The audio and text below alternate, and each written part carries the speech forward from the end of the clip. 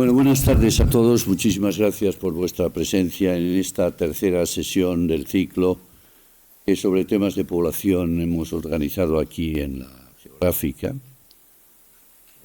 Hoy tenemos sobre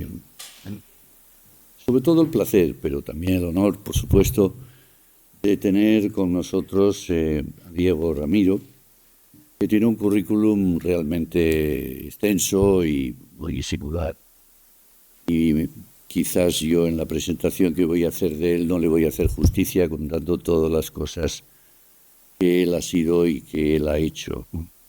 Pero en fin, voy a procurar decir al menos las más significativas para que todos tengan un conocimiento preciso de su trayectoria académica, que es brillante, que es prolongada ya en el tiempo y que ha sido reconocida en muchas ocasiones como una trayectoria digna de mérito, ¿no? Diego Ramiro es director del Instituto de Economía, de Geografía y Demografía del Consejo Superior de Investigaciones Científicas, es doctor en Sociología por la Universidad Complutense de Madrid y ha sido profesor visitante diferentes instituciones internacionales, por cierto, todas ellas de muchísimo prestigio, ¿no? Ha sido investigador visitante del Population Studies Center de la Universidad de Michigan, ha estado en el Population Studies Center de la Universidad de Pensilvania, ha pertenecido al Cambridge Group for the History of Population and Social Structure de la Universidad de Cambridge y fue también Marie Curie Fellow en el Cambridge Group for the History of Population and Social Structure de la propia Universidad de Cambridge. En el año 2001 se incorpora como científico titular en el Departamento de Demografía del Instituto de Geografía y Demografía, y desde 2006 es miembro del comité directivo de la Asociación de Demografía Histórica, de la cual ha llegado a ser presidente. Es miembro del comité editorial de prestigiosísimas publicaciones como Demography, Spatial Demography.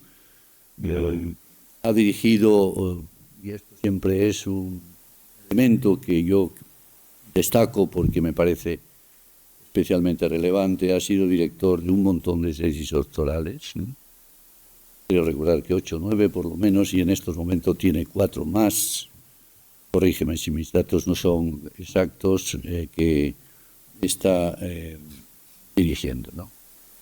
Y tiene como líneas prioritarias de investigación las relacionadas con el estudio de la salud y la mortalidad, el análisis demográfico y el desarrollo de estudios de carácter longitudinal. Pero es al mismo tiempo una persona muy versada en temas como los que hoy nos van a ocupar, ¿no? Yo creo que los 4 grandes retos demográficos de nuestro país son, en primer lugar, la bajísima fecundidad que tenemos, un tema del que hablaremos en una sesión próxima.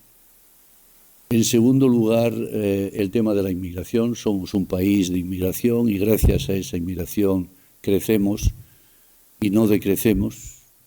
El balance natural es negativo y cada vez es más negativo, aunque este año ha habido una ligerísima recuperación de la natalidad. El tercer tema es el del envejecimiento, que fue objeto de la primera sesión a la que vino Lola Puga. Tuvimos un diálogo sobre diferentes cuestiones relacionadas con esta temática. Y yo creo que el cuarto asunto importante es precisamente el tema de la despoblación, ¿no? Y Diego sabe mucho de esto. Tuvimos la ocasión de participar en algún seminario organizado por algún periódico sobre esta temática. Te recordarás que estuvimos allí con Giuseppe Cingali en el diario del ABC hace unos años y hablamos de estos temas y yo pude comprobar pues que los conocía muy bien. Y por eso, bueno, pues lo hemos invitado hoy. Evidentemente, Diego, puedes hablar de lo que quieras, pero nos gustaría que hablases en el diálogo que vamos a sostener sobre esta cuestión. Dejadme introducirla de manera muy, muy breve y a continuación pasamos al diálogo, primero inicial entre él y yo mismo y después con todos los que quieran. Yo creo que, como decía, la despoblación es una de las grandes variables del reto demográfico que tenemos en estos momentos. Yo creo que en todas las sociedades desarrolladas, pero de una manera muy especial en países o en sociedades como la nuestra. Yo creo que es un problema difícil de resolver. No hay que engañarse. Temas de despoblación no caben soluciones milagro. Puede haber paliativos, pero no soluciones espectaculares. Controlar el éxodo y mucho más difícilmente incentivar la repoblación de espacios poco habitados es una cuestión francamente complicada. Es un desafío que exige un tratamiento multidimensional. Son muchas las disciplinas que deberían trabajar conjuntamente para definir estrategias que pudieran enfrentar este reto con solvencia, ¿no? Y no cabe la menor duda que la población sea estudiada desde el ámbito de la geografía o sea estudiada desde el ámbito de la sociología. Diego es sociólogo, eso es un asunto capital. Por lo tanto, un asunto multidimensional y además es un asunto que yo diría que es un asunto, en el caso de España, de Estado. En el año 2017 se constituyó una especie de comisión para el reto demográfico que luego ha ido evolucionando, que ha ido ascendiendo en la escala administrativa, que de ser un comisionado pasó a ser el nombre de un ministerio, Transición Ecológica y Reto Demográfico. Por cierto, el otro día la ministra del ramo la presentaron en un programa de radio como la ministra de Transición Ecológica y del Reto Democrático. Se ve los temas de nuestra disciplina, desgraciadamente no tienen, digamos, el conocimiento que deberían tener por la importancia económica y la trascendencia social que tienen. Bueno, pues yo lo que voy sobre, en fin, este preámbulo breve, a iniciar el diálogo con Diego, con motivo de alguna de las preguntas, pues parece que quieres exponer alguna diapositiva que nos permita ver gráficamente algunas de las ideas que vas a... Yo había hecho un pequeño guión de temas básicos sobre esta cuestión. En primer lugar, yo querría que Diego nos contase cuál es la situación que tiene la despoblación en nuestro país, con esa gran parte del territorio, con 12,5 habitantes, menos de 12,5 habitantes por kilómetro cuadrado, que define situaciones de despoblamiento serias, graves, preocupantes. Luego yo le preguntaría un poco por las causas que han permitido llegar a esta situación.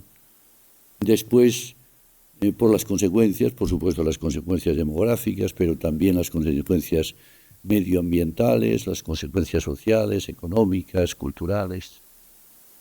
Por último, le preguntaría por los remedios. En fin, este es un reto, un problema. ¿Cómo lo podemos enfrentar? ¿Qué medidas pueden paliarlo? Y por último, le pediría que nos contase algún ejemplo de buenas prácticas. Él está trabajando en la Comunidad de Madrid y seguro que tienes muy en la cabeza la situación madrileña. Yo recuerdo que hace unos años tuve una comparecencia en la Comunidad de Madrid para hablar precisamente del reto del despoblamiento de toda la zona de la Sierra Norte, etcétera. Bueno, esta es un poco la temática que vamos a tratar. Le iré preguntando sucesivamente y luego todos vosotros los que queráis, por supuesto, intervenir, que lo podáis. Cuéntanos un poco, ¿cómo está en estos momentos la situación de la despoblación en nuestro país? Bueno, pues muchas gracias lo primero por invitarme a este aniversario. El Instituto de Economía, Geografía y Demografía siempre ha tenido una conexión con la Real Sociedad Geográfica muy fuerte desde que María Asun era directora. Muchas de las reuniones tenían lugar en nuestro instituto y para mí es un placer estar aquí volviendo a estar con amigos, con personas que han estado con nosotros en este tiempo. Me ha resultado muy interesante que hablaras de retos demográficos. Yo ahora mismo soy el coordinador de la red de reto demográfico del Ministerio. Tenemos una red que está financiada por el Ministerio en esta temática y nos hemos aproximado al Ministerio de Reto Demográfico. Que yo creo que se llamará reto democrático probablemente no sea un error en la percepción de lo que tienen ellos, porque reto demográfico como tal no está trabajando en aspectos demográficos, sino está trabajando en aspectos más relacionados con el Ministerio de Agricultura, con cómo retener a la población en el territorio, con cómo mantener esa actividad en estas zonas que se están despoblando. Y no acuden como tal a demógrafos, acuden a otra serie de instituciones y a otra serie de personas. Quizá aquí deberíamos nosotros como representantes del campo, como trabajadores o investigadores en geografía humana y en demografía, reivindicar que cuando se atienden aspectos que tienen que ver con la demografía y los estudios de la población, pues se acuda a los expertos, no se acuda a cualquier otro tipo de institución. Yo eso se lo recalco también a ellos en persona. No es que sea algo así que aquí lo diga en público y no lo oigan ellos de mi propia voz. En la formación, ya cuando me han presentado, ya ven que tengo una formación que viene de estudios históricos y, por lo tanto, me gusta hacer una visión muy a largo plazo. No contemplo la situación puntual ahora, porque la situación puntual en la que estamos ahora es una situación a la que se ha llegado a través de décadas de transformación. Muchas de las personas que están aquí han nacido en un mundo que tenía entre 2.500 millones o 3.000 millones de habitantes. Si en ese momento les dijeran que en la actualidad el mundo va a alcanzar 8.000 millones de habitantes, es decir, 3 veces más de lo que había cuando ellos nacieron, o que vaya a alcanzar el mundo 9.500 en unas pocas décadas, pero que también les digan a algunas de las personas que están aquí que van a conocer un mundo donde va a caer la población, pues hay que tener la visión tan a largo plazo. A Malthus, si se le dijera que el mundo iba a tener 8.000 millones, probablemente se moriría en el acto, porque pensaría que el mundo no podría sostener a tanta población. Cuando él escribe su ensayo, la población mundial tenía 1.000 millones de habitantes. Entonces, en esa perspectiva a largo plazo vamos a tener una población que ahora mismo está creciendo, también está creciendo en España, porque la sensación que parece es que la España vaciada significa que estamos cayendo en población, pero ahora mismo estamos casi en los 50 millones de habitantes, se alcanzarán en breve, en el ritmo de flujos migratorios que tenemos en la actualidad, alcanzaremos los 50 millones de habitantes muy probablemente el año que viene o al año siguiente, eso se está produciendo gracias a las migraciones. El otro aspecto que está ocurriendo en todo el mundo son las migraciones de zonas rurales a zonas urbanas. El crecimiento de la población urbana en el mundo es muy fuerte y en zonas como África, que va a crecer mucho durante las próximas décadas, las megaciudades van a crecer también. Ahora mismo yo creo que a muchos de ustedes durante su escuela les podrían preguntar cuántas ciudades había en el mundo de más de 10 millones de habitantes y probablemente las recitarían. Sabrían decir México, Nueva York, Tokio, irían diciendo. Ahora mismo si les preguntara cuántas ciudades hay de más de 20 millones de habitantes, de 20, o sea, la mitad de España casi, o dijera cuántas superan los 10 millones, probablemente no podrían dar la lista entera, no sabrían cuántas habría y muchas de ellas desconocerían por completo cuáles son. Y tienen el mismo tamaño que tenía Nueva York o que tiene México, o en algún caso la supera. Nueva York o México no van a estar entre las primeras ciudades en población en los próximos años. Y eso conlleva riesgos también, porque conlleva también la agrupación de la población en grandes urbes, que conlleva también una serie de aspectos que hay que contemplar. ¿Es esto nuevo? No.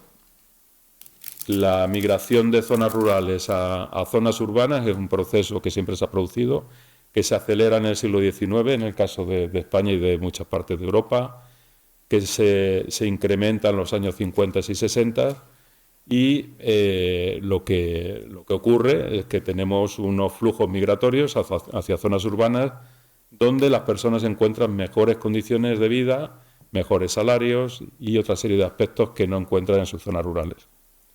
A mí siempre que me entrevistan, aquellos que idealizan el mundo rural, siempre les pongo la figura de la película de Sentido y Sensibilidad de Ang Lee, que no sé si lo han visto, pero es muy bonita, unas campiñas preciosas, el verde, los palacios y demás.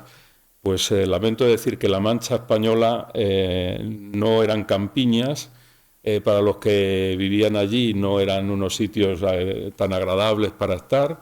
Muchos de los municipios, de los pueblos del centro de España no han tenido alcantarillado ni agua potable hasta bien entrado el siglo XX y en algunos casos hasta los años 70. Por lo tanto, las condiciones que tenían esos sitios para tener a la población pues no eran tan ideales como se plantean, como tan bucólicos. Por otro lado, el cambio en la estructura económica que ha tenido España ha sido enorme. Ahora mismo la población que está trabajando en el sector agrario, que era el que retenía a la población en el campo, está alrededor del 2 o el 3%. Cuando eso en los años 70, pues estábamos alrededor del 20% y antes era uno de los primeros sectores económicos. Todos esos aspectos pues influyen. Y el efecto de las ciudades se ve en cualquier tipo de mapa. Lo que he traído hoy es un ejemplo que quería mostrar de uno de los proyectos que estamos haciendo para Madrid, que es este de aquí. Este es el mapa de atracción de personas de la ciudad de Madrid. ¿Cómo hemos hecho esto? Pues con mucho sentido del humor. Estos solo son datos de 2 distritos de Madrid en 1905, donde se ha vaciado por completo el padrón de habitantes. Sabemos de cada persona dónde había nacido, el lugar de nacimiento, y lo que hemos hecho es georreferenciarla a su municipio de nacimiento, y como tenemos la población de esos municipios en el momento en el que nacen, esto es 1905, pues podemos ver las zonas que Madrid... ¿Cuál era el campo migratorio de atracción de Madrid?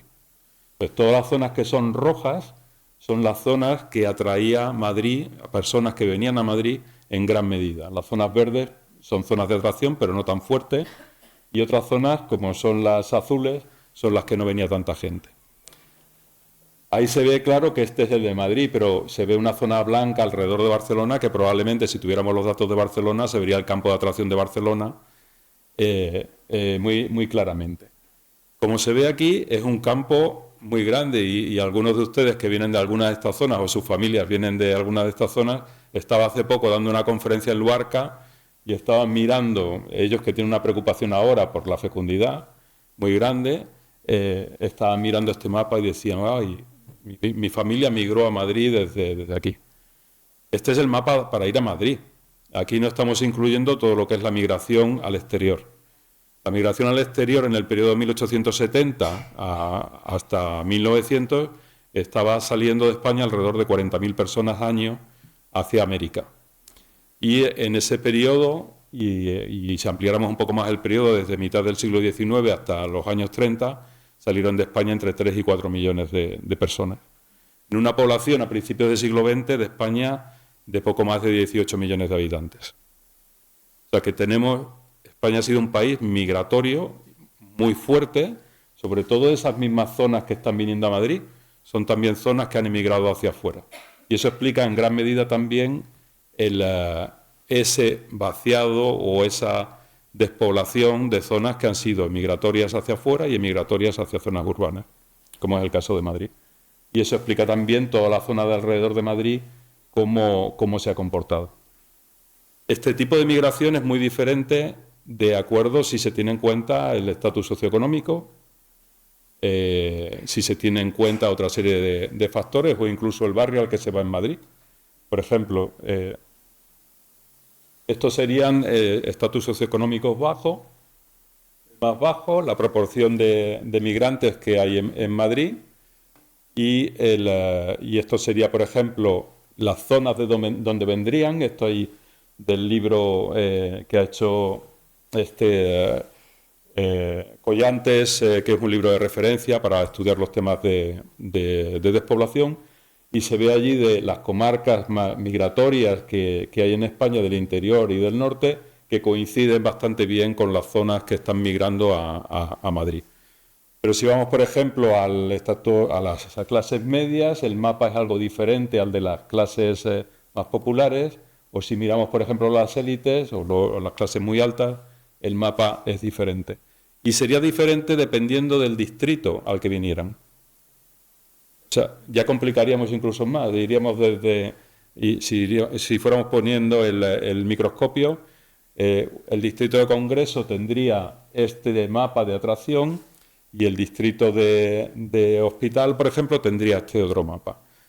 Y depende mucho también de dónde se asientan los migrantes, de lo que sería la migración en cadena, de cómo atraerían a otra serie de personas, donde están también las estaciones de tren que vienen de una zona o de otra en la ciudad y donde se asientan luego y cómo afectarían. Entonces, no es un proceso nuevo, es un proceso que ha existido siempre. En el siglo XIX se acelera. En el siglo XX hemos tenido hasta la Primera Guerra Mundial, teníamos una emigración al exterior muy fuerte. En la Primera Guerra Mundial se cierra la posibilidad de esa migración. Tenemos una migración que se incrementa hacia ciudades. Madrid, en este periodo de tiempo, de 1900 a 1930, se dobla la población, de 500.000 de habitantes a 1 millón. Entender en 30 años que se dobla la población de una ciudad es lo que están viviendo ahora mismo algunas ciudades, megaciudades de India, de África, en cuanto a crecimiento.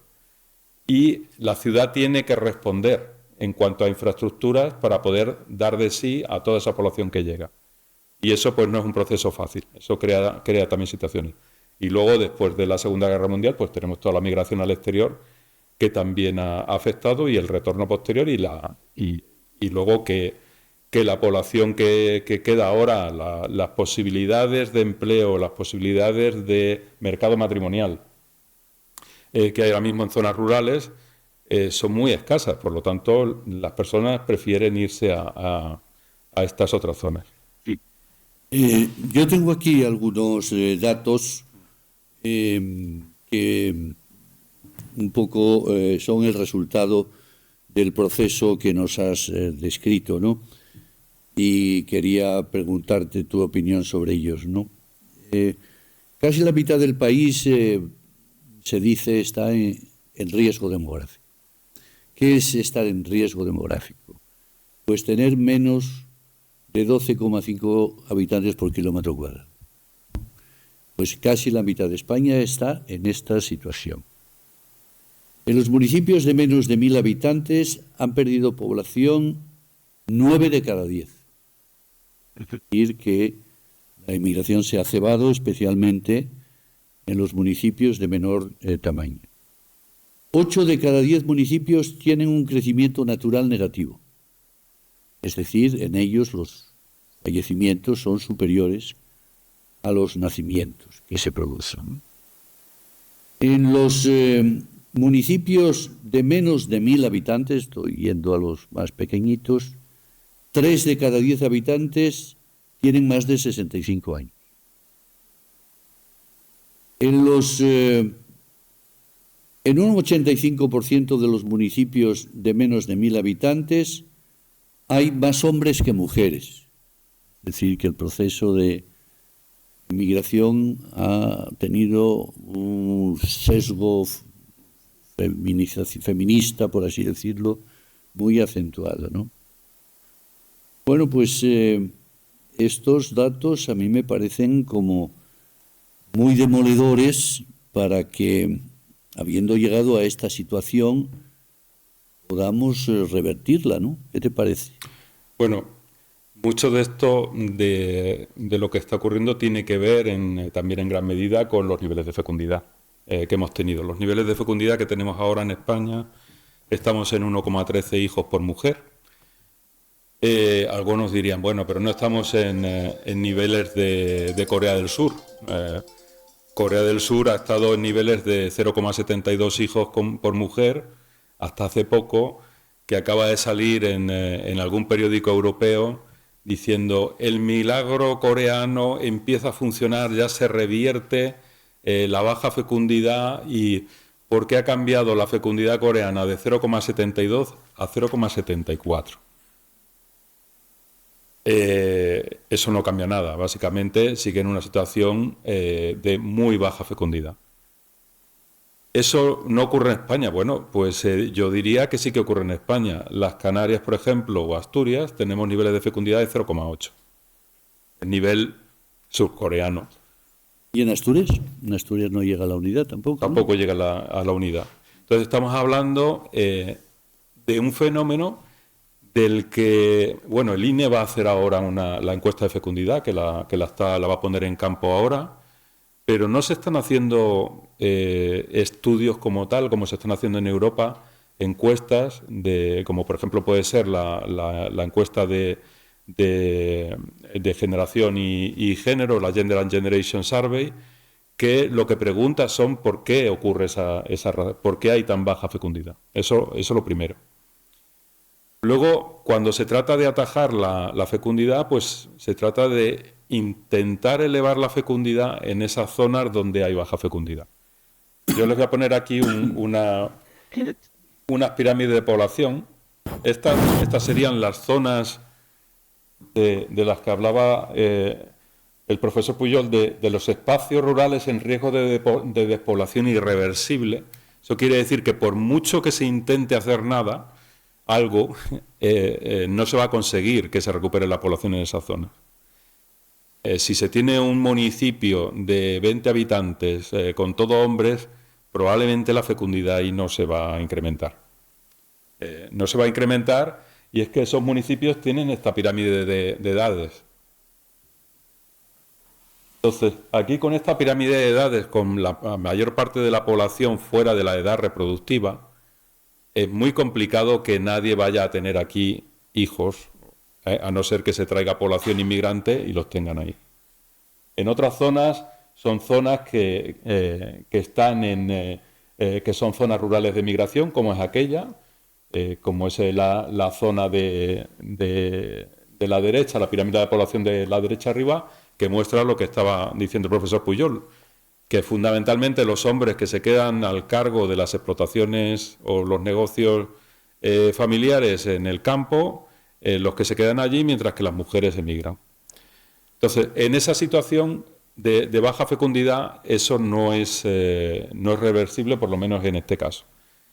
Quizá habría que debatir, y para reto demográfico lo deberían plantear, pero lo podrían llamar reto arquitectónico, cómo vamos a salvar el Goya de tal sitio, el barroco de tal sitio, o si vamos a salvar el románico en Castilla y León, porque el municipio correspondiente donde está una joya del románico ya no tiene ningún habitante.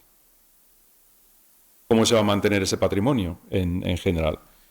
Y si hay posibilidad de mantener todo ese patrimonio para toda esa zona.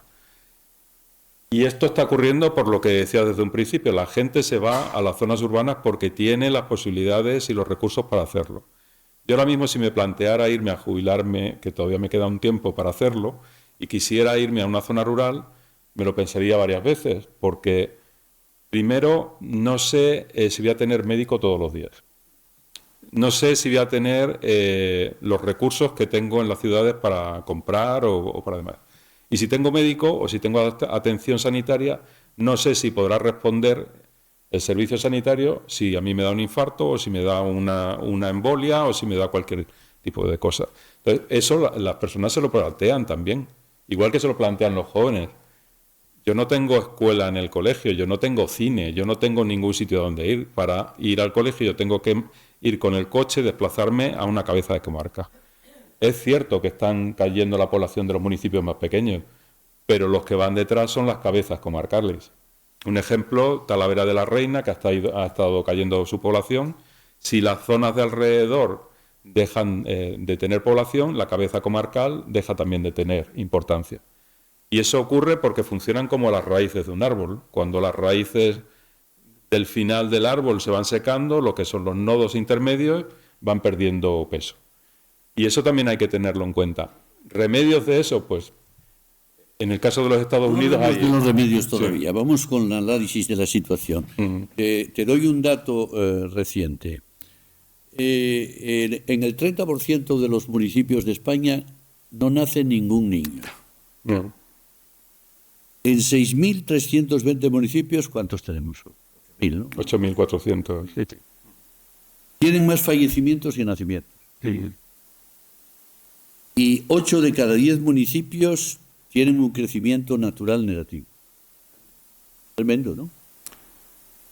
Yo también plantearía alguna cosa positiva, que es que también tenemos la esperanza de vida una de las esperanzas de vida más altas del mundo. Quizá también eso está permitiendo que lleguemos a tener una vida más prolongada, más plena, con mejor salud. Estamos hablando de un cambio de 35 años de esperanza de vida en 1900, ahora mismo a 84 años de esperanza de vida. Sí, hay muchas, no solo pueblos que no tienen nacimientos. Es que hay algunas de las provincias pequeñas de España que tienen un número de nacimientos irrisorios que podría ser comparable a lo que tenía Madrid a principios de siglo, solo una ciudad. Y cuando se producen, cada mes se está publicando en línea ahora una estadística, que es la estadística mensual de nacimientos, que se la propusimos desde el CSIC durante la pandemia para que lo publicaran, para dar información actualizada cada mes. Pues cuando se produce un cambio, aunque sea muy modesto, como el que se ha producido recientemente, de repente sale una provincia que puede ser La Rioja o puede ser alguna otra pequeña que sube el 10% en los nacimientos. Bueno, sube el 10% porque es que estamos hablando de un número de nacimientos en toda la provincia tan pequeño que una variación mínima pues te produce un cambio realmente importante. Igual le ocurre con las defunciones, que en estas zonas despobladas, si tienes un municipio con 8 habitantes, si a 2 personas le cae una teja, hay una epidemia de mortalidad por tejas. Entonces, eso va a seguir ocurriendo y va a seguir ocurriendo porque los migrantes, por más que se quiera, no se van a ir a esos municipios despoblados. Van a seguir los mismos patrones que siguen los que han nacido en España, y los siguen tanto en fecundidad, en mortalidad, en esperanza de vida no los pueden seguir, porque uno de los estudios que hemos hecho recientemente es ver cómo afecta la esperanza de vida en tu lugar de nacimiento si te vas a otro lado. La esperanza de vida de tu lugar de nacimiento la arrastras como una mochila, aunque te vayas a Madrid. Si tú has nacido en Jaén, que es la esperanza de vida, una de las esperanzas de vida más bajas, y tú te vas a vivir a Madrid, tú no vas a tener la esperanza de vida de Madrid, vas a tener una esperanza de vida intermedia. Y eso tiene que ver también con todo el componente social alrededor del nacimiento y todas las características también biológicas de la familia. Interesante. Fíjate, en masculinización del territorio, ¿no? Esto de los rasgos que hablábamos antes. En un 75% de los municipios de España hay más hombres que mujeres.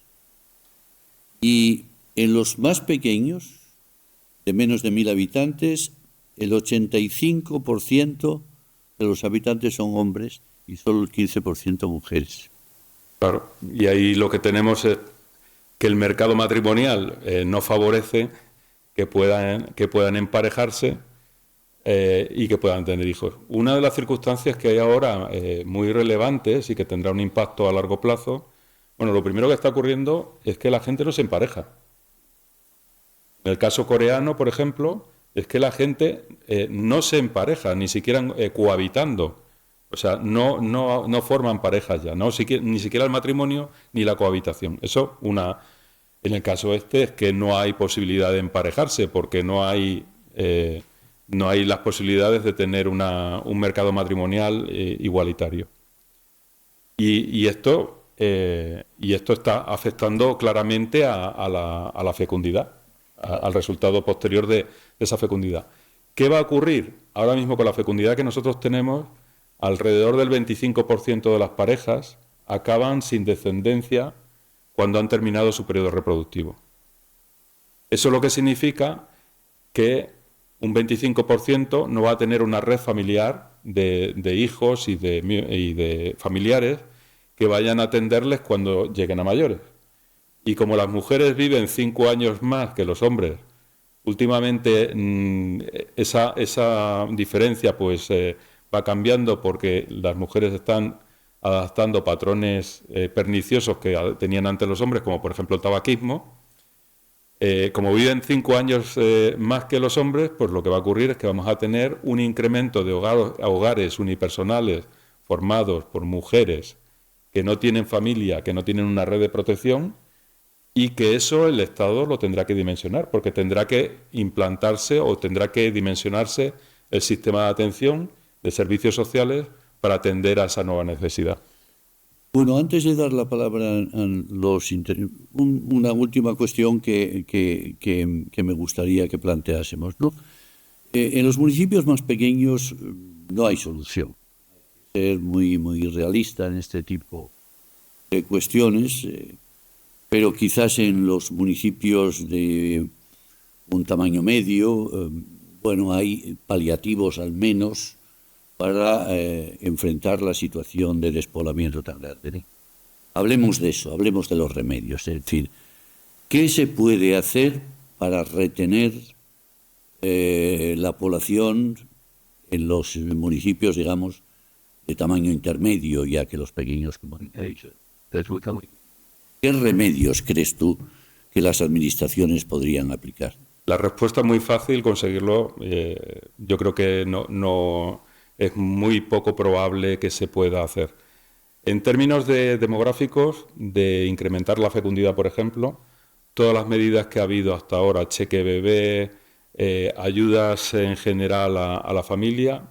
Vamos a poner, por ejemplo, por no poner un caso español, aunque aquí hay dos casos que se podrían poner de varias áreas políticas, para no centrarnos en uno, que sería el cheque bebé, que se acabó en 2011 y que lo único que hizo fue adelantar el calendario de tener el bebé por cobrar el cheque, pero no incrementó la fecundidad.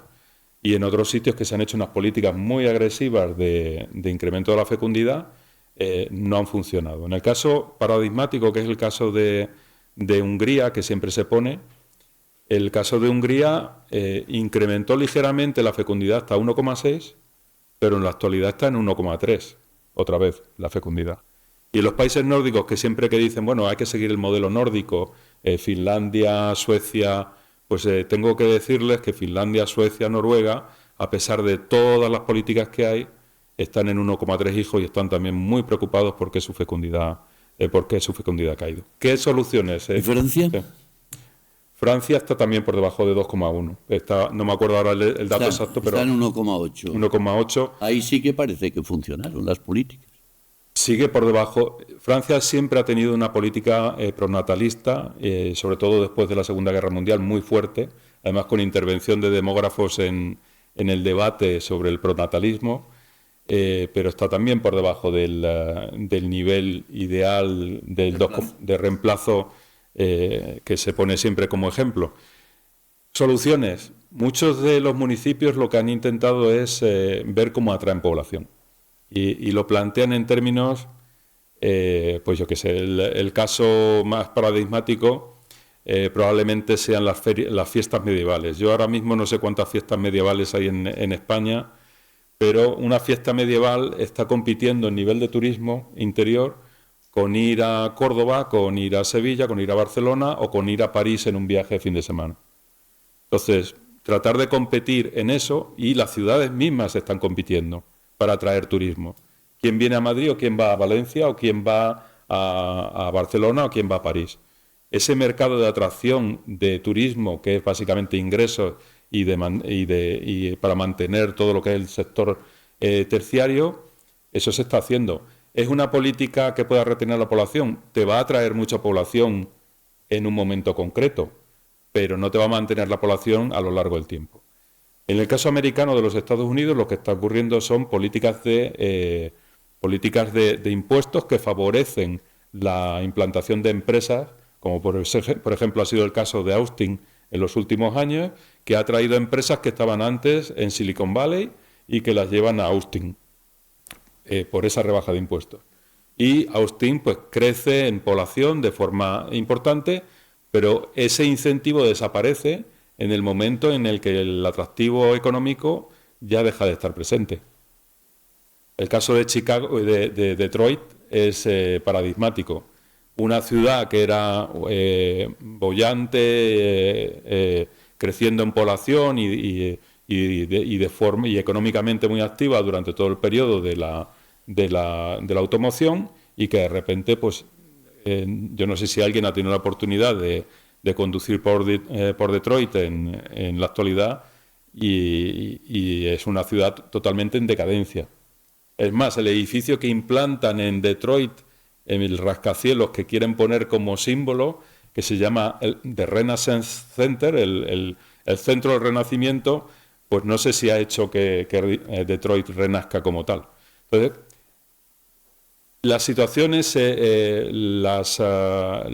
las localizaciones, los municipios son atractivos y van variando a lo largo del tiempo, y si no son atractivos y dejan de serlo, desaparecen. Y ciudades en España que han desaparecido por completo, las tenemos. O sea, tenemos en arqueología, tenemos la ciudad de Vascos, tenemos todos los castros celtas en España, algunos de ellos bastante grandes, 2.500 habitantes en el siglo II a.C., era ya una ciudad, era ya una población muy importante. Entonces, no nos vamos a sorprender de que alguna localización deje de ser atractiva por cualquier razón y se despueble. Y lo que sea interesante de esa población, pues se mantendrá, y lo que no, pues no continuará. En una palabra, el problema tiene muy mala solución. En algún momento se llegó a decir, tú te acordarás, en los tiempos de la pandemia, que se iba a producir una ruralización. Efectivamente, hubo gente que salió de las ciudades y se estableció prioritariamente en las áreas suburbanas, más que en la España rural profunda. Acabada la pandemia, eso hubo movimiento de retorno al mundo urbano. Es decir, que la ruralización yo creo que es muy difícil de que se produzca. Lo que ocurre en pandemia es básicamente que la gente no quiere estar en su piso y se fue a la segunda residencia. Y mucha de esa segunda residencia para personas que vivían en Madrid era la sierra y las zonas de alrededor. Y se ve también en la mortalidad por COVID en esa zona. Yo ahora mismo coordino la plataforma de salud global del CSIC, donde uno de los proyectos que se hizo fundamentalmente era el de seguimiento de la pandemia y los seguimientos de la movilidad durante la pandemia y los efectos que tuvo en mortalidad. Pero esto es así y no se va a conseguir. Se piensa que a lo mejor teniendo mejor internet o mejores comunicaciones o otra serie de factores va a hacer que esas personas se queden ahí. Si las personas que están en Madrid se están yendo a los alrededores en la actualidad, no tiene probablemente que ver porque quieran irse a un sitio bucólico. Es que probablemente no pueden comprar piso en Madrid y se tengan que ir a Alcalá de Henares o se tengan que ir a Villaverde o se tengan que ir a Parla a comprar un piso, y no es tanto por una situación bucólica. De todas maneras, no quiero dejar con mi charla una visión pesimista, porque lo primero, la población de España ahora mismo es la población mayor que ha tenido España nunca. La segunda, tenemos la esperanza de vida en Europa, la mayor en el mundo, y conseguir eso no es algo que se consiga por casualidad, sino se consigue por todo el sistema sanitario que tenemos y por toda la serie de factores de calidad de vida que tenemos en Europa. Y eso se puede comparar con por ejemplo, los Estados Unidos, con por ejemplo, Inglaterra, donde la esperanza de vida pues no es tan alta como en el caso de Europa, como en el caso de España, y hay unas divergencias en la esperanza de vida muy importantes. Una persona con alto nivel socioeconómico en Inglaterra o en Estados Unidos, su esperanza de vida está creciendo de forma lineal, mientras que una persona con un estatus socioeconómico más bajo, su esperanza de vida se ha estancado o está cayendo. Eso ocurre también en España, ocurre entre regiones o ocurre por nivel socioeconómico. Por ejemplo, en Andalucía, un hombre analfabeto a los 65 años, o sin estudios, tiene 10 años menos de esperanza de vida que una mujer universitaria a los 65 años. Y eso luego, a la hora de contribuir a la seguridad social o a las pensiones o demás, ese tema nunca se ha sacado a la mesa, pero probablemente la gente es un tema que también debería entender. Entonces, tenemos una esperanza de vida alta, tenemos una población que es la mayor y luego tenemos una población urbana pues que está creciendo y que tiene la problemática, no tanto en el caso de España o de Europa, en otros países como puede ser en Asia o los países que son africanos, pues sí que representan problemas porque están en el proceso de adaptación de las zonas urbanas a asumir toda la población que migra. Frente a esa nota optimista, claro, están los que dicen, bueno, pero tenemos la fecundidad más baja de Europa, tenemos un crecimiento natural negativo cada día más importante, tenemos un nivel de envejecimiento muy elevado y tenemos una despoblación de una amplísima parte del territorio español. España es un país de contrastes, evidentemente, también demográficos, ¿verdad? Yo a esas personas también les pondría, porque siempre que se va a este debate, siempre se añora lo que era la España antes, de la España de la alta fecundidad, a la que tenía muchos hijos. Pues hay que explicarles a estas personas que la España, por ejemplo, de 1900, tenía 4,5 hijos por mujer. Pero es que tiene una mortalidad en la infancia del 450 por 1000. Quiere decir que de cada 10 niños que nacían, 4,5 no llegaban a los 10 años. Eso suponía a las parejas tener muchos hijos para que sobrevivieran pocos, con lo que conlleva a la mujer en cuanto a desgaste biológico y a desgaste físico, a las parejas desde el punto de vista económico también, y que los padres vieran morir a sus hijos, a varios de sus hijos, durante el periodo de crianza. Y eso también conlleva una situación que es traumática.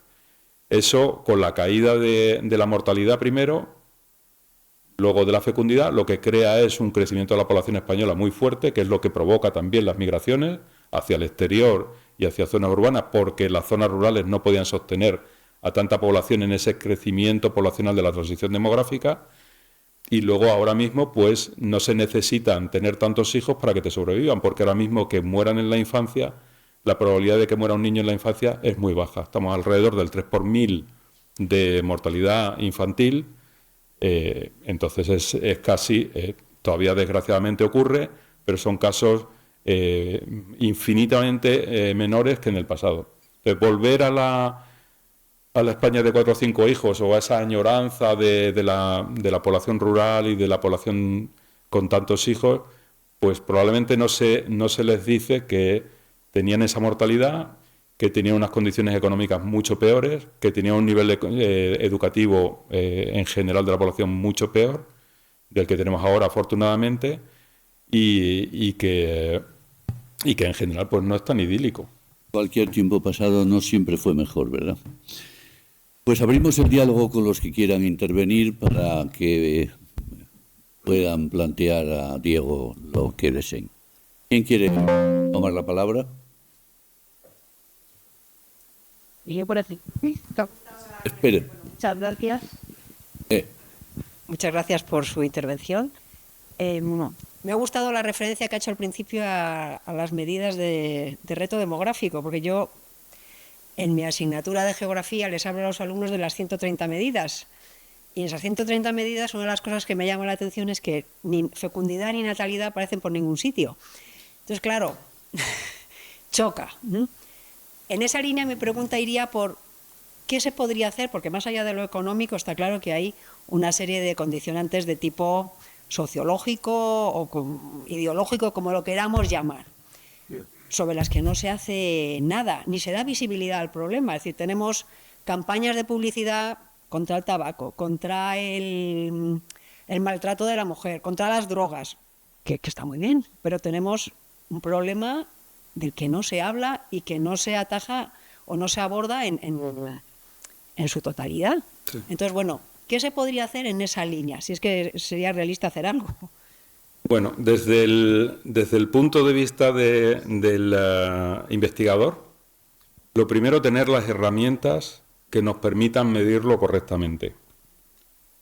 Afortunadamente, ahora mismo en España se está produciendo una transformación bastante importante en la producción estadística del Instituto Nacional de Estadística y de los institutos regionales de estadística para la creación de lo que se llaman registros longitudinales de población, en el que se enlaza toda la información del individuo con registros administrativos para poder hacer un seguimiento a lo largo de toda la vida.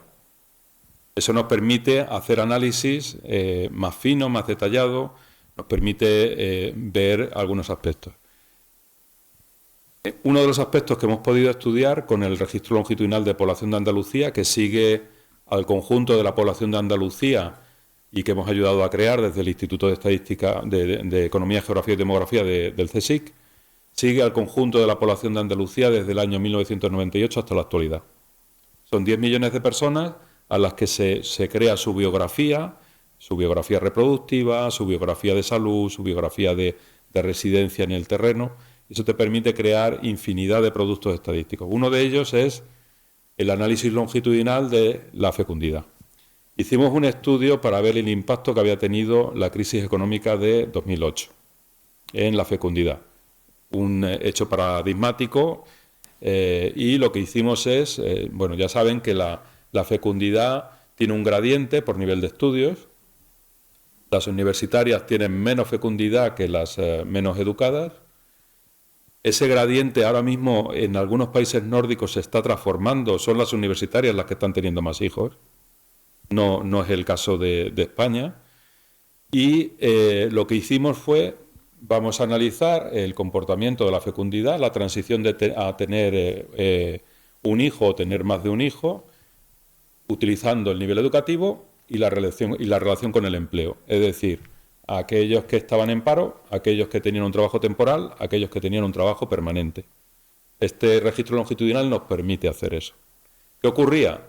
Cuando llega la crisis de 2008, la fecundidad de los que estaban en el paro cae a plomo. En el caso de los que tienen un trabajo temporal cae, pero menos. Y en el caso de los que tienen un trabajo permanente, a pesar de que está compuesto por muchos funcionarios, a los funcionarios de Andalucía les recortaron el sueldo durante ese periodo el 10%, o el 5%, el 10%, no lo recortaron a todos, pero ya no me acuerdo. Y en el caso de las que tenían un trabajo permanente, no solo su fecundidad no cayó, sino que se incrementó ligeramente. Es decir, que tener una perspectiva de seguridad en el empleo a medio o largo plazo te incentiva a que, incluso en una situación tan crítica como esa, se decidieran a tener más hijos. Entonces, eso yo creo que es uno de los aspectos. O sea, son políticas que son a medio o largo plazo, que no tienen que ver tanto con políticas demográficas, sino que tienen que ver con políticas económicas, que tienen que ver con la percepción que tienen los individuos de seguridad en el empleo. ¿Por qué cae el 20% los nacimientos durante diciembre y enero del 2020 y 2021? Hombre, es que esos niños que se conciben en marzo y en abril del 2020, en mitad justo de la pandemia, la gente dijo, yo ahora mismo no voy a ponerme a plantear ampliar la familia o a tener hijos, porque puedo acabar en el hospital donde está muriendo mucha gente, no sé qué circunstancia económica va a haber porque hay una crisis que viene tremenda, por lo tanto paro. Y fue una caída del 20%. Y esa caída venía acentuada de lo que ya iba cayendo la fecundidad antes. Entonces, si tenemos una situación en general de percepción de inestabilidad de todo tipo, crisis económica, inestabilidad en el empleo o no tener una seguridad en el empleo, más ahora que se invierte en los hijos mucho más de lo que se invertía antes. Si se morían la mitad de los hijos, la inversión que hacías en ellos, porque sabías que se te podía morir al año con el sarampión o con cualquier enfermedad infecciosa, la inversión que hacías en ellos no era tan alta como la que se hace ahora. El caso coreano es el extremo, con una inversión que hacen las familias en la educación de los hijos enorme. Entonces, si tú tienes que tener eso, tú necesitas 2 salarios. Tienes que tener 2 salarios en la pareja para mantener la crianza de los hijos. Y eso, todo ello, puesto en conjunto, pues hombre, cuando me preguntan ahora, ¿y tú crees que va a subir la fecundidad en los próximos años? Digo, pues hoy no y mañana parece que tampoco. Y no hay una perspectiva a medio plazo que vaya a llevarnos a pensar que vaya a crecer. Decía nuestro común amigo Massimo Livivaci que la mejor política natalista del mercado de trabajo. De todas maneras, perdón, voy a dar la palabra a alguien que quiera intervenir. Sí, por favor. Sí. Muchas gracias. Un poco en relación quizá con esta cita que acaba de hacer, a ver, yo no me dedico al análisis, pero sí que, por ejemplo, en países como Francia hay un tejido industrial, por lo menos aparentemente no tan concentrado y mucho más diversificado en el territorio. Quizá eso en España o en ciertas partes de España no se ve tanto. Quizá la extensión del tejido industrial podría ir un poco para asegurar, se está trabajando en algo parecido a eso para poder fijar la población o incluso atraer población nueva a zonas más industrializadas que no sean las ciudades. Bueno, puedes poner el ejemplo de lo que se está haciendo de llevar agencias del gobierno a zonas despobladas. Hay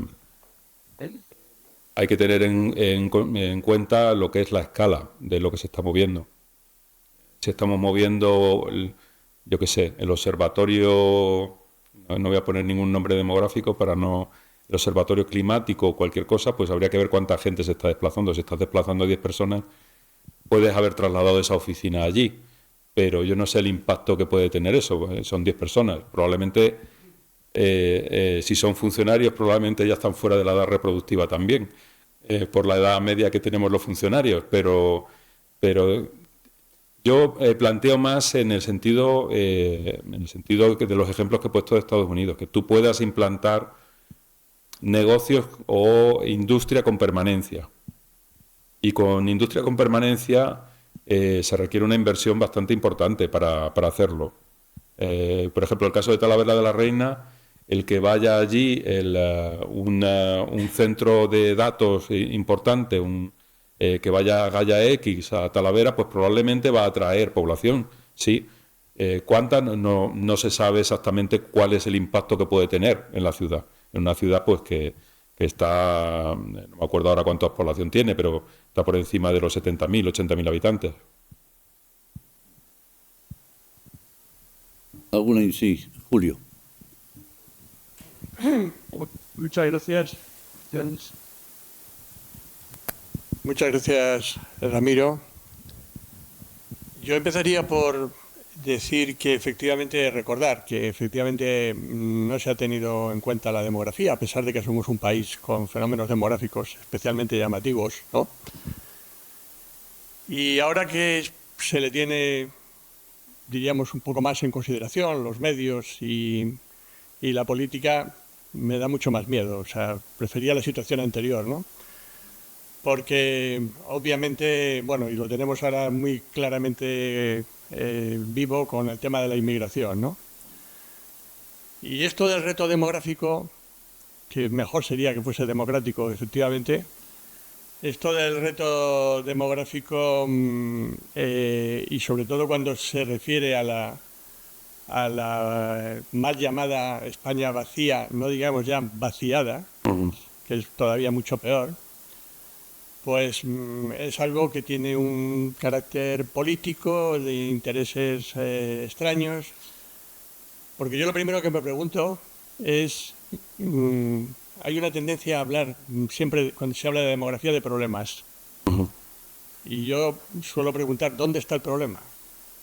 La natalidad, la migración, la España despoblada, ¿dónde está el problema?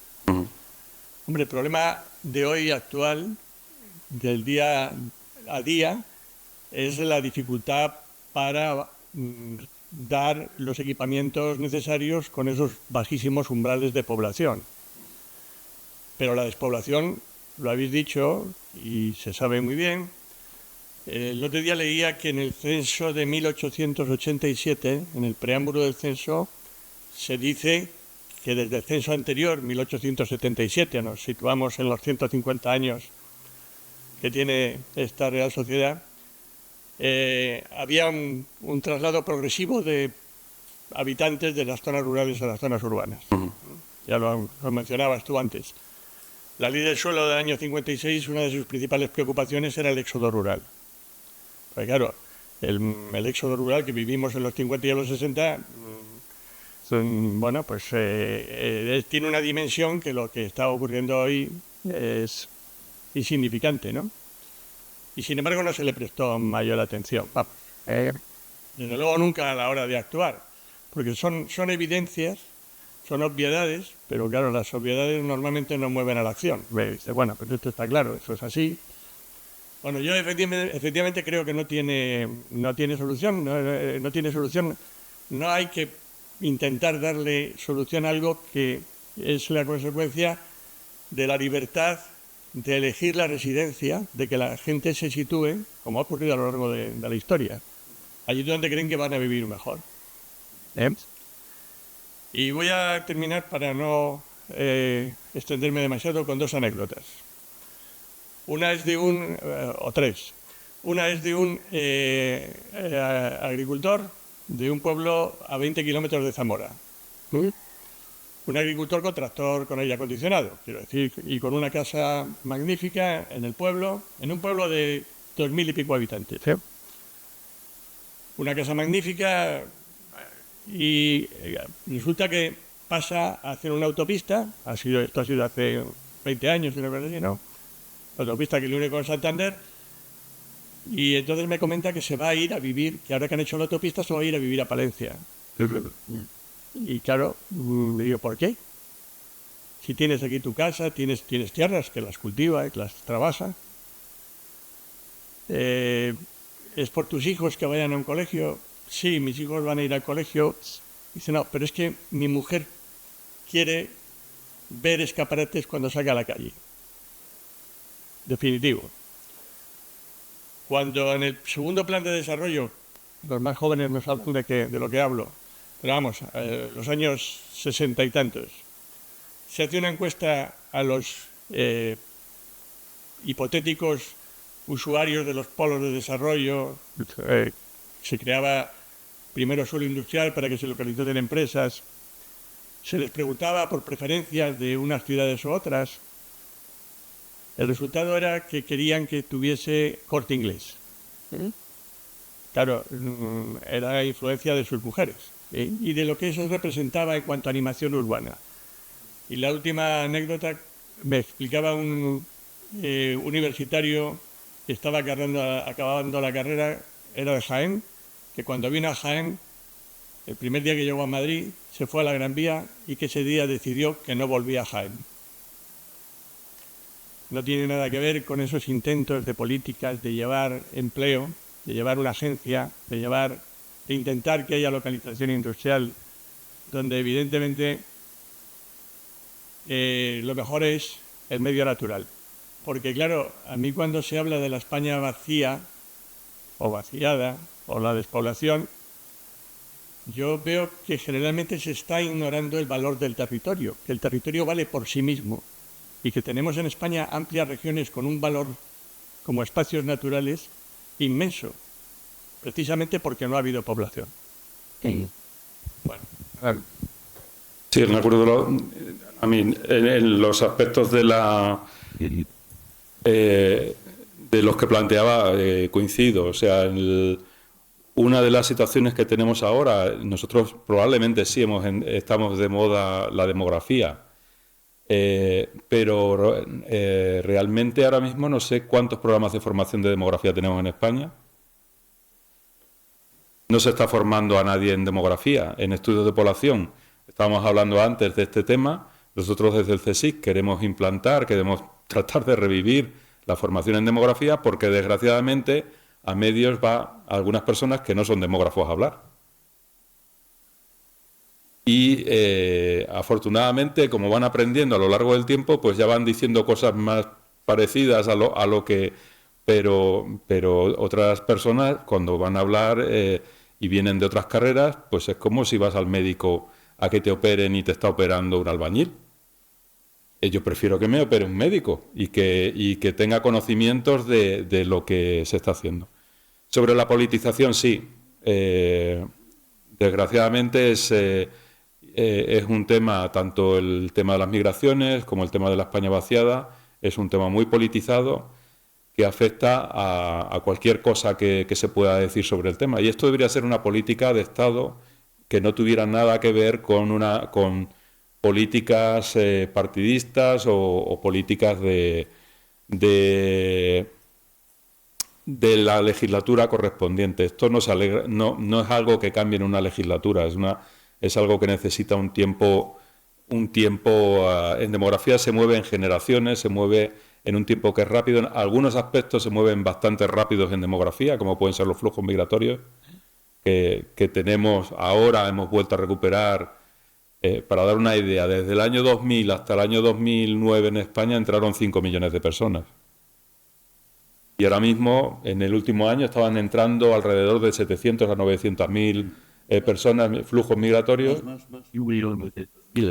En el último año 1.200.000, pero Van 600. Entonces los flujos que tenemos anuales son de ese volumen, pero tan pronto podemos tener esos flujos como podemos dejar de ser atractivos, como puede ocurrir. Y ahora mismo lo que las políticas que están haciendo otros países es de atracción de migración, seleccionando esa migración. Y eso lo está haciendo Alemania, lo está haciendo Estados Unidos ahora muy, muy claramente, y están haciendo una política de atracción de migrantes, sencillamente porque lo que hemos estado hablando durante todo este periodo de tiempo, que el crecimiento natural no se mantiene si no es así. Los migrantes no te van a solucionar el problema de la fecundidad, porque los migrantes en cuanto llegan se adaptan a la fecundidad que tienen los autóctonos. O sea, que nadie piense que los migrantes que llegan aquí van a tener 7 hijos por mujer para compensar la fecundidad. No, acaban con 1,2 hijos o 1,3 hijos por mujer como máximo y están en un comportamiento de baja fecundidad, igual que los otros. Entonces, bueno, sí, es lo que es. Yo he puesto antes ejemplos médicos de atención a una persona mayor. Los otros, querer ir al cine, querer ir a divertirse los fines de semana, que eso en un pueblo de 500 habitantes pues tienes la oferta comercial de actividad de ocio pues no es muy grande.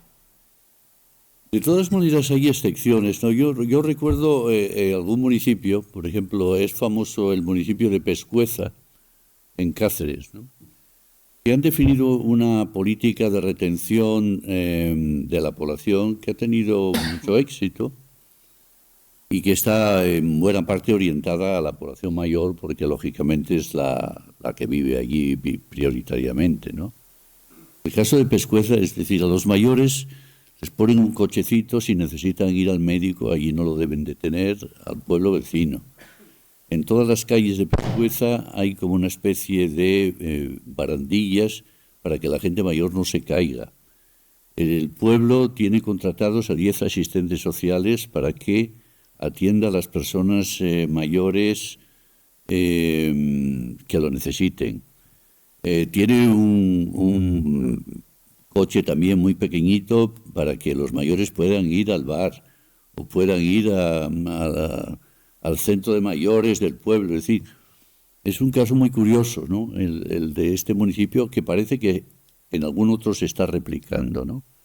Bueno, es muy excepcional, evidentemente, pero bueno, hay intentos, hay ejemplos de lo que llamaríamos buenas prácticas que intentan enfrentar ese problema, ¿no?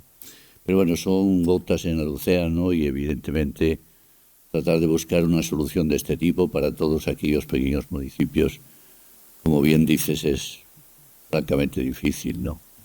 ¿Alguna intervención más final? Sí. Fernando, muy breve. Muy breve, esto sirve para algo. Sí. Muy breve, sencillamente retomar, y no pretendo en modo alguno entrar en una discusión que ya ha sido suficientemente interesante y es suficientemente necesario agradecer al ponente, al presidente ya va de suave, pero al ponente lo que nos ha venido diciendo y nos ha explicado. Pero quiero retomar como empezaba Julio Vinuesa. ¿Dónde está el problema?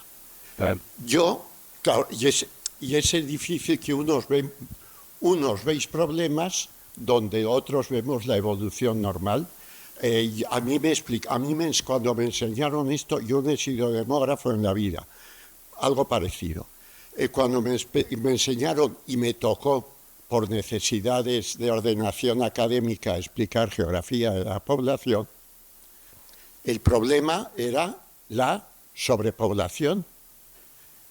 En los congresos aquellos, que ya no me acuerdo, el de Bucarest, el de todas esas cosas que lo tengo perdido, el problema era cómo conseguir que la gente tuviera una fecundidad mayor, porque si no, no había desarrollo. No podemos olvidar que el modelo de desarrollo económico que conocemos con el nombre de revolución industrial es una revolución no solo industrial, sino ante todo urbana. Yo nazco en un pueblo, me educo en una ciudad de tipo medio alto y termino en Madrid. No soy significativo de nada, solo de lo satisfecho que estoy de esta evolución que me ha tocado. Entonces ahora ya, a mí me cabreó mucho lo de la España vacía. Julio ha sido más discreto que yo. Y sobre todo España vaciada. Es que había, por lo visto, alguien obsesionado con que en Bolullos Par del Condado, que no tengo que ver nada con ese, se quedase vacío.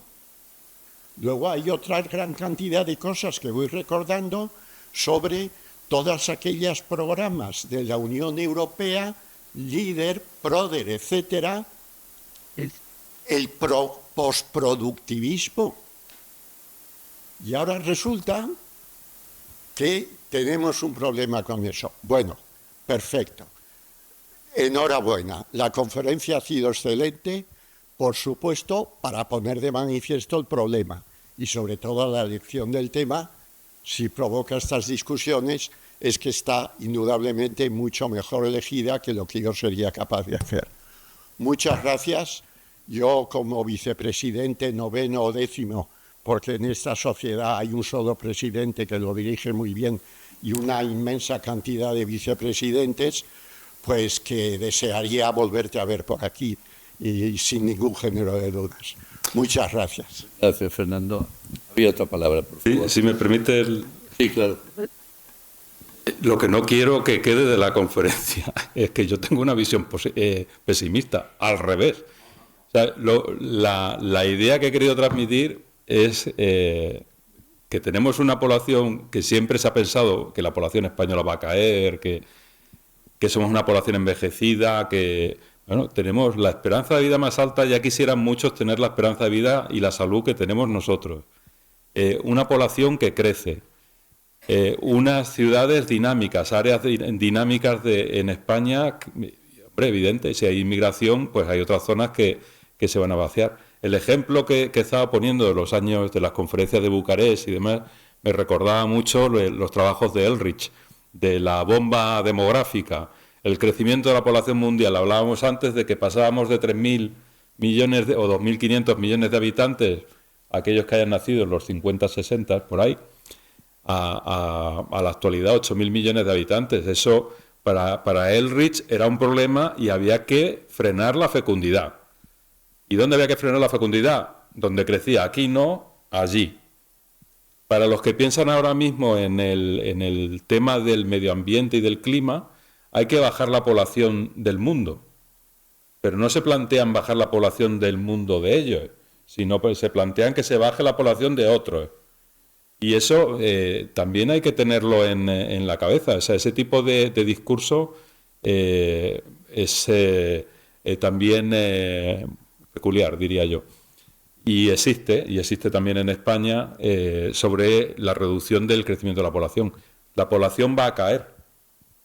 Las proyecciones de población mundiales, la población va a caer y la población europea va a caer. La población japonesa ya está cayendo, la población rusa está cayendo, la coreana ya está cayendo. Alguno piensa que el Magreb tiene una fecundidad tremenda. Muchos de los países del Magreb están por debajo de la fecundidad de reemplazo.